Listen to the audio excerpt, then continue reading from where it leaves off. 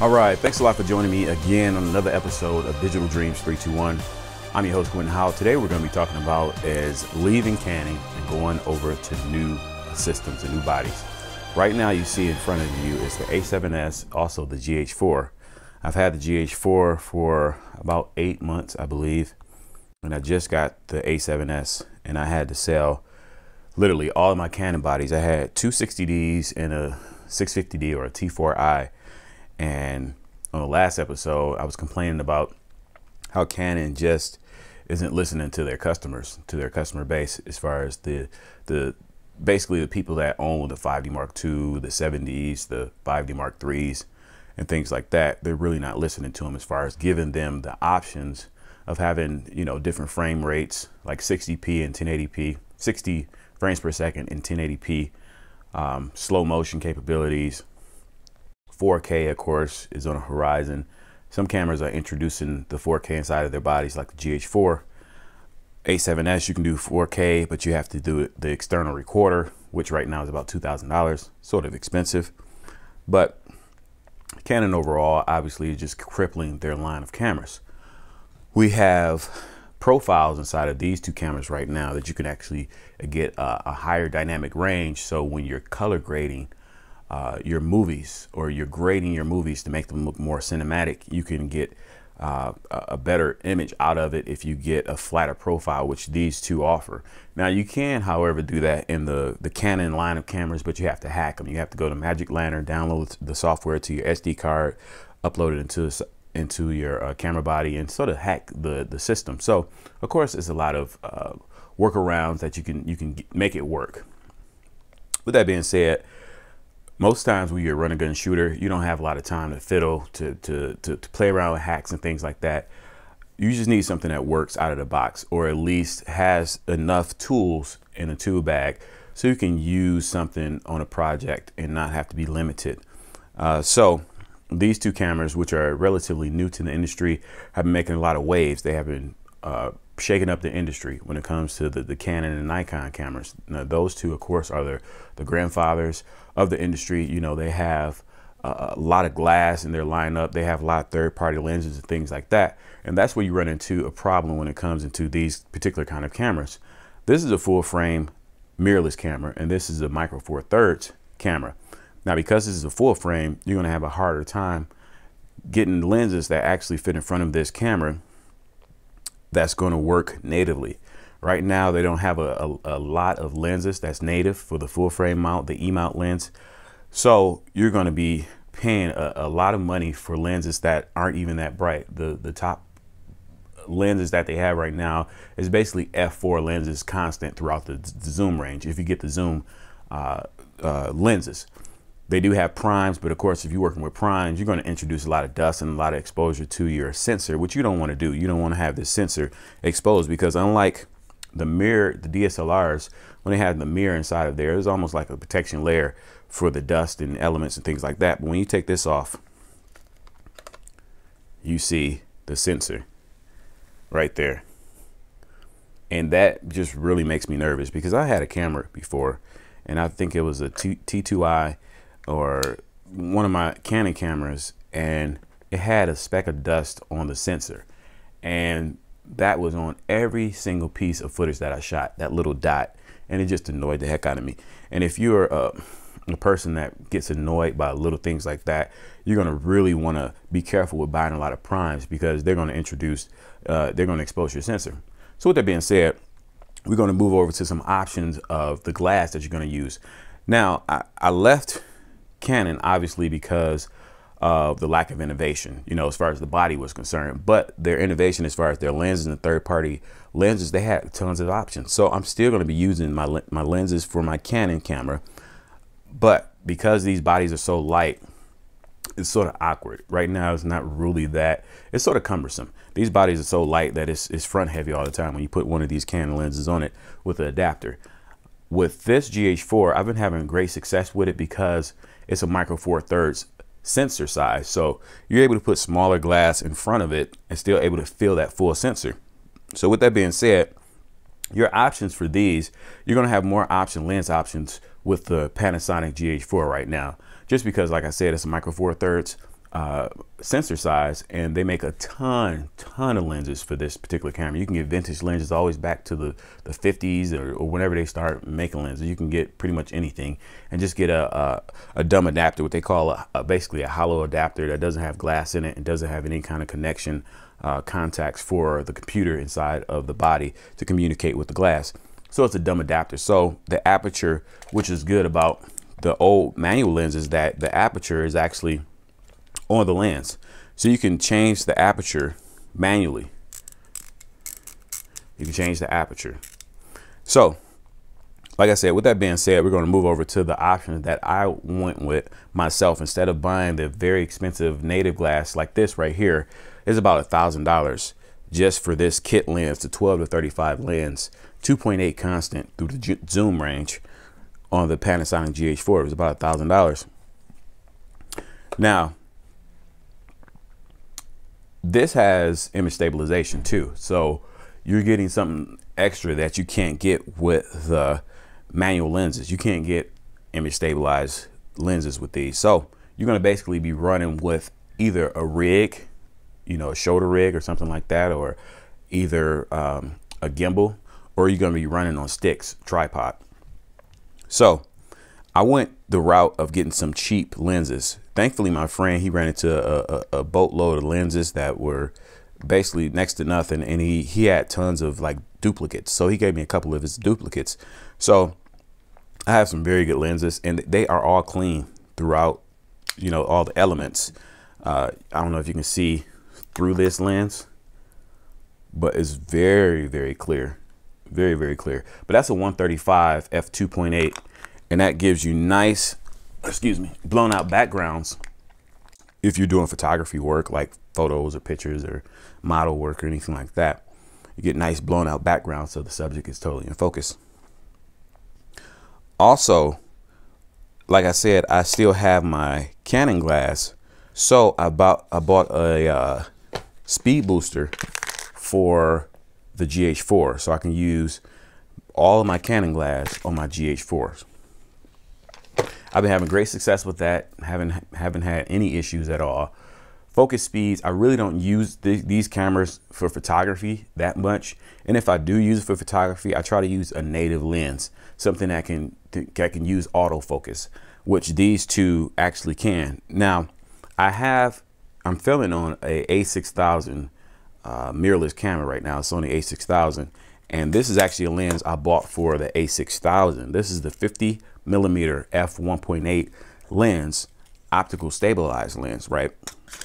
This actually can fit on the full frame Sony a7s. It can fit on here.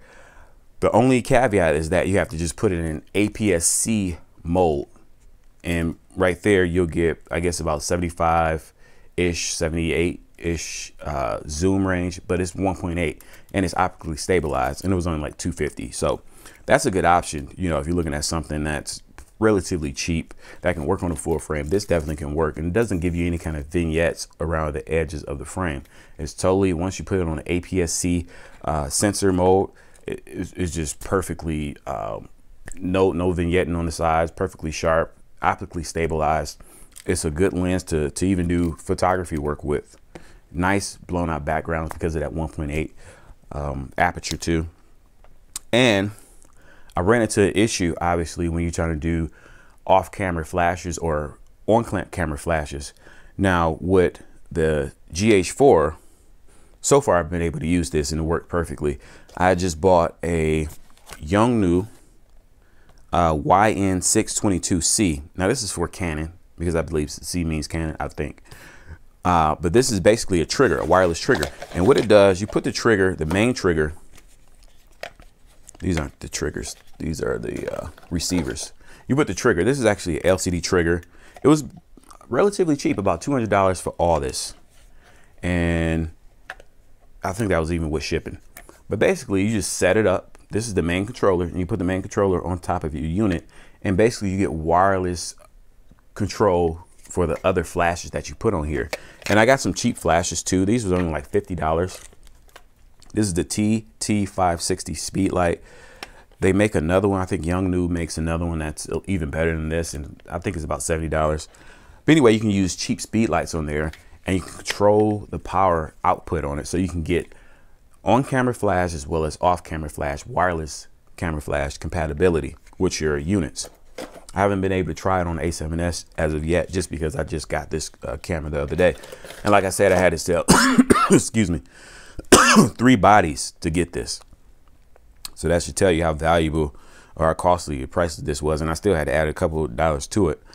So basically that's it. I got a couple of dumb adapters, hollow adapters, so I can fit all of these glass, all these particular glass units in front of these lenses.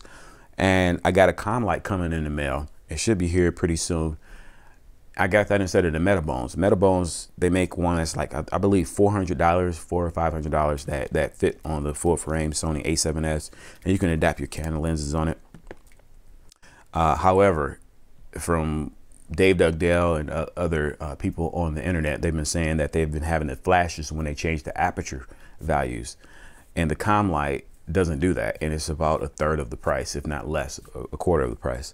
So that's basically it. So so far, and I can tell you just right off the bat, and this is without testing this a lot. I haven't tested this a lot, but ergonomically, the Gh4 is a lot better than the a7s.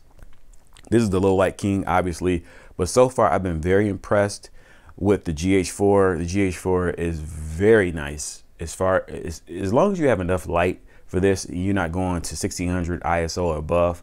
I say stay 800 and below, and you'll be good with this.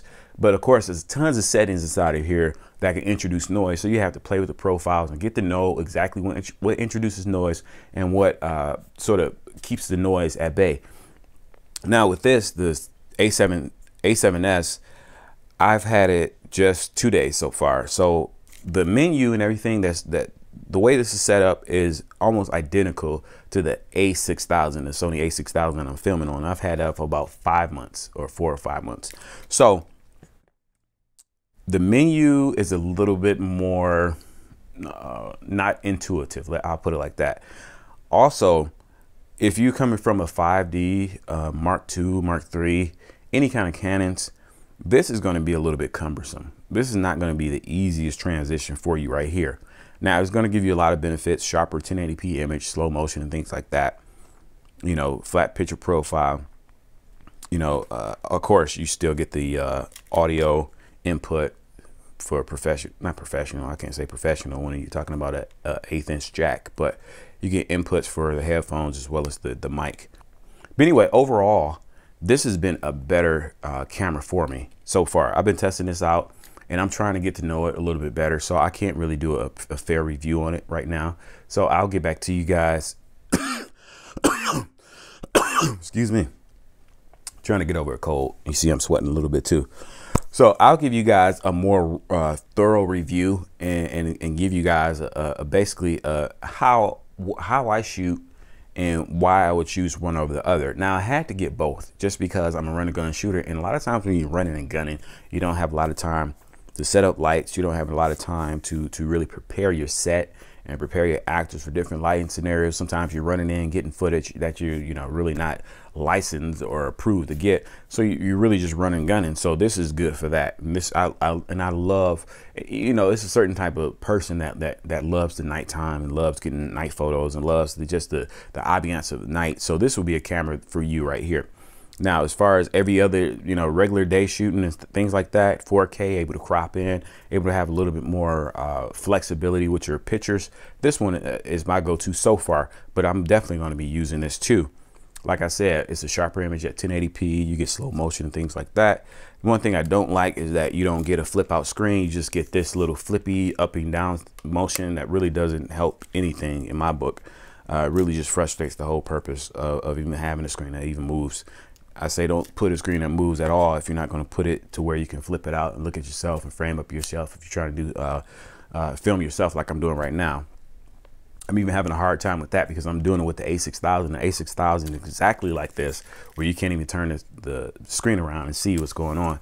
So anyway, like I said, you can actually use the kit lens. The kit lens that's on the A6000 right now, you can actually put it on the A7S. It's a 16 to 35 lens. and it's relatively cheap. You can actually put this on the A7S and it will work as long as you put it in the APS-C mode. You won't get the vignetting and the edges where it's dark at all with it, and you'll get perfect zoom capability because it has that what do you call it, the powered zoom on that kit lens. So that's basically it.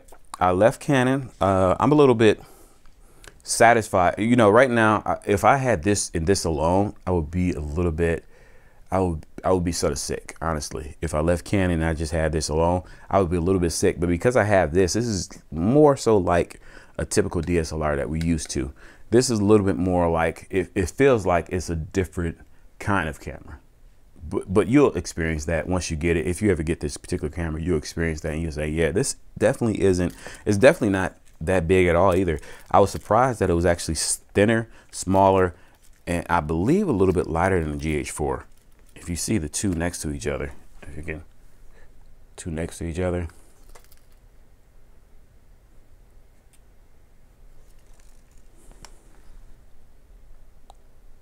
So that's basically it. I hope you guys like this particular episode. If you guys did, rate, comment, subscribe. Next time I'll do a review where I'm putting the two head to head. And basically we'll talk about the likes and the dislikes about both. Until next time, rate, comment, subscribe. Thank you for joining me.